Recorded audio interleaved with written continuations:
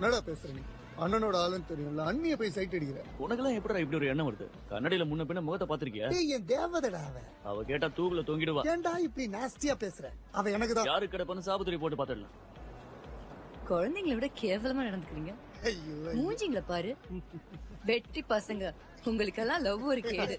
இப்படிதான் ராம்சியை பத்தி அவகிட்ட வர்ணிச்சு சொன்னேன் 2 வருஷத்துக்கு முன்னாடி. வர்ணிச்சு என்ன பிரிச்சு மேய்ஞ்சிட்டா. அதனாலதான் உங்களுக்கு அந்த நிலைமை வேண்டாம். ஹேய் ராம்சி. ஹலோ சஃபார். ஹாய்.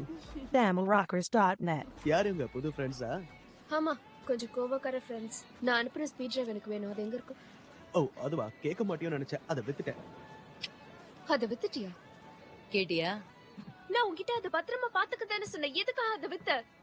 எங்களுக்கு அது திரும்ப வேணும். அது கஷ்டம் பாஸ்.